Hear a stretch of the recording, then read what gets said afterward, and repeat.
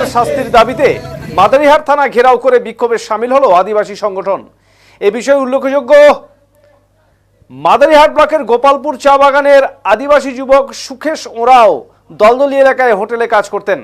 3 দিন নিখোঁজ থাকার পর গত 14 ফেব্রুয়ারি হোটেলের একটি রুমে আদিবাসী যুবক সুখেশ ওরাওয়ের ঝুলন্ত দেহ উদ্ধার হয়। পরিবারের দাবি তাকে হত্যা করা হয়েছে। এরপর সেদিন উত্তেজিত জনতা হোটেলে ভাঙচুর চালায়, অগ্নিসংযোগ করে। এদিন বেশ কয়েকটি আদিবাসী সংগঠনের পক্ষ থেকে সুখেশ ওরাওয়ের মৃত্যুর ঘটনায় দোষীদের কঠোর শাস্তির দাবিতে মাদারিহাট থানায় ঘেরাও করে বিক্ষোভে শামিল হয়। তারা দীর্ঘক্ষণ ধরে থানার সামনে বিক্ষোভে শামিল হন।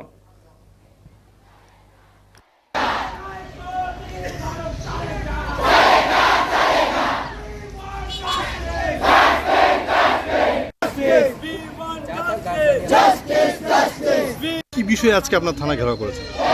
আপনারা জানেন হয়তো গত 14 ফেব্রুয়ারি আমাদের ন্যাশনাল এশিয়ান হাইওয়ে 48 দলদলিয়ার যে ধাবা একটা হোটেল আছে, সেখান থেকে আমাদের গোপালপুর চা বাগানে এক ভাই সুখেশ ওরাও, যার বয়স মাত্র 23-24 বছর হবে, তাকে নির্মমভাবে, আমাদের আশঙ্কা আছে তাকে নির্মমভাবে হত্যা করা হয়েছে।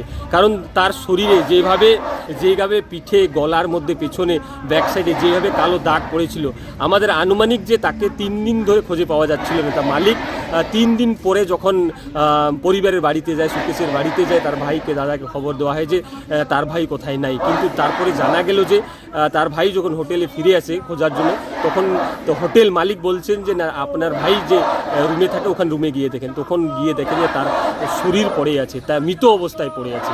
তো এটা খুবই দুঃখজনক ব্যাপার। আর তার সাথে সাথে তাকে 5 মিনিটের মধ্যে হাসপাতালে নিয়ে যাওয়া হয়। ওই ডেড বডিকে কেন পুলিশ প্রশাসনের অনুপস্থিতিতে বা অন্য পরিবারের অনুপস্থিতিতে হাসপাতালে নিয়ে যাওয়া হলো? কারণ শরীর থেকে পচনের গন্ধ বের হচ্ছিল, তার সাথেও কেন তাকে তড়িঘড়ি হাসপাতালে নেওয়া হলো? আমাদের আশঙ্কা আছে যে তার সাথে যে সাক্ষ্য প্রমাণ আছে বা পুলিশ প্রশাসন হয়তো সেই অপরাধীকে প্রোটেক্ট করছে, আমাদের অনুমান আছে, আশঙ্কা আছে। এই জন্যই কিন্তু আজকে আমাদের প্রোটেস্ট র্যালি, যে এই আসামিকে, যারা এই কেসের, এই ঘটনার সঙ্গে জড়িত আছে, এই ভাইকে হত্যার আশঙ্কার যে আছে সেটাই জড়িত আছে, তাদের জন্য তাড়াতাড়ি গ্রেপ্তার করা হোক, তাদের জন্য কঠোর থেকে কঠোর শাস্তি দেওয়া হোক। আমাদের এই জন্যই এত প্রোটেস্ট র্যালি। আপনারা দেখতে পাচ্ছেন যে মাদারিহাটে খয়েরবাড়ি ফরেস্টেও কিন্তু এর আগে একটা নাবালক মহিলাকে এইভাবে রেপ করে কিন্তু ফেলে দেওয়া হয়েছিল, মার্ডার করে দেওয়া হয়েছিল।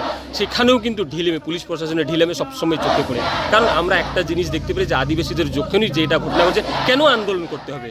ন্যায়ের পথে চলবে, আইনের পথে চলবে। কিন্তু তাদের ক্ষেত্রে দেখা যাচ্ছে, ইন্ডিভিজুয়ালি দেখা যাচ্ছে যে তাদের কোনো রকম ন্যায় পাওয়া যাচ্ছে না। এই জন্যই কিন্তু আমাদের আশঙ্কা আছে যে এই ক্ষেত্রে হতে সেই ঘটনা ঘটতে পারে, পুনরাবৃত্তি ঘটতে পারে। এই জন্যই কিন্তু আমাদের আজকে এই প্রোটেস্ট র্যালি বা থানা ঘেরাও। আপনার নাম? পরিমল রাও, রাজীব পাড়া সেনাপতি সভা, আলিপুরদুয়ার জেলা কমিটির মহাসচিব। কি বিষয়ে আজকে?